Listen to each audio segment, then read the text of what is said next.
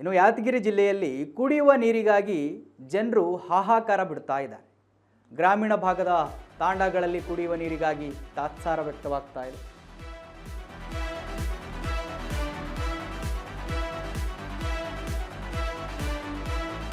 ಯಾದಗಿರಿ ಜಿಲ್ಲೆಯಲ್ಲಿ ಕುಡಿಯುವ ನೀರಿಗಾಗಿ ಜನರು ಹಾಹಾಕಾರ ಪಡ್ತಾ ಇದ್ದಾರೆ. ನೀರೇ ಸಿಗ್ತಾ ಇಲ್ಲ.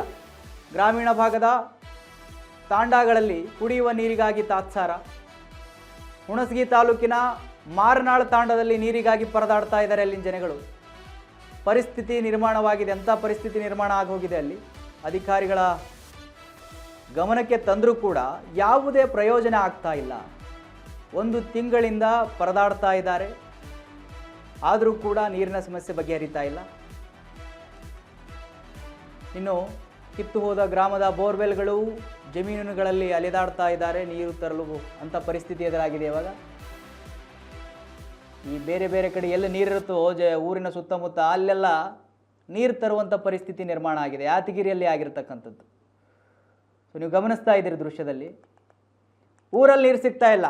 ಊರಿನ ಹೊರವಲಯದಲ್ಲಿ ಎಲ್ಲೆಲ್ಲಿ ನೀರು ಸಿಗುತ್ತೋ ಅಲ್ಲೆಲ್ಲ ನೀರಿಗಾಗಿ ಬೈಕ್ ತಗೊಂಡೋ ಮತ್ತೊಂದು ತಗೊಂಡೋ ಬೈಕ್ ಮೇಲೆ ಕೊಡಗಳನ್ನು ಇಟ್ಕೊಂಡು ತರೋದು ಅದೇ ನಡೀತಾ ಇದೆ ಉತ್ತರ ಕರ್ನಾಟಕ ಭಾಗದಲ್ಲಿ. ಯಾದಗಿರಿ ಒಂದೇ ಅಂತಲ್ಲ, ಉತ್ತರ ಕರ್ನಾಟಕ ಭಾಗದ ಹಲವು ಹಳ್ಳಿಗಳು, ಹಲವು ತಾಂಡಗಳಿಗೆ ಇದೇ ಸಮಸ್ಯೆ ಇದೆ.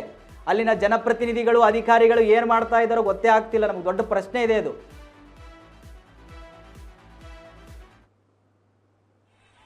1 ಕಿಲೋಮೀಟರ್ ಹೋಗಿ ನೀರು ತಗೊಂಡ್ ಬರ್ತಿದ್ದಾರೆ ಕುಡಿಯಕ್ಕೆ. ಬೇರೆ ಊರ್ಲಿಂದ ತರ್ತಾ ಇದ್ದಾರೆ. ಬೇರೆ ಊರ್ಲಿಂದ ಇಷ್ಟು ದೊಡ್ಡ ಊರಿದೆ. ಬೇರೆ ಊರ್ಲಿಂದ ನೀರ್ ತರೋ ಪರಿಸ್ಥಿತಿ ನಮಗೆ ಬಂದೈತೆ ಸರ್. ಇವಾಗ ಈಗ 15 ದಿವಸ ಆಯ್ತು ಬೇರೆ ಊರ್ಲಿಂದ ನೀರ್ ತಂದು ಕಿಸಿ ಕುಡಿತಾ ಇದೀವಿ ನಾವು. ನಮ್ಮ ಊರಲ್ಲಿ ಇಷ್ಟು ನೀರ್ ಇದ್ದರೂ ನಮಗೆ ನೀರ್ ಕುಡಿಯಕ್ ಆಗ್ತಾ ಇಲ್ಲ ಸರ್. ಸರ್ ಇದು ವಾಟರ್ ಮ್ಯಾನ್ಗಾಗ್ಲಿ ಮತ್ತೆ ಎಲ್ಲರಿಗೆ ತಿಳಿಸಿದ್ವಿ ಸರ್. ಅವ್ರೇನಂತಾರೆ? ಬರುತ್ತೆ ಇವಾಗ ಮಾಡಿಸ್ತೀವಿ, ನಾಳೆ ಮಾಡಿಸ್ತೀವಿ, ಇವಾಗ ಮಾಡಿಸ್ತೀವಿ, ನಾಳೆ ಮಾಡಿಸ್ತೀವಿ ಅಂತ ಈ ತರ 1 ತಿಂಗಳಾಯ್ತು ಸರ್. ಇವಾಗ ಮಾಡ್ತಾ ಇರೋದು 1 ತಿಂಗಳ ಸಮಸ್ಯೆ. 1 ತಿಂಗಳಾಯ್ತು ಸರಿ.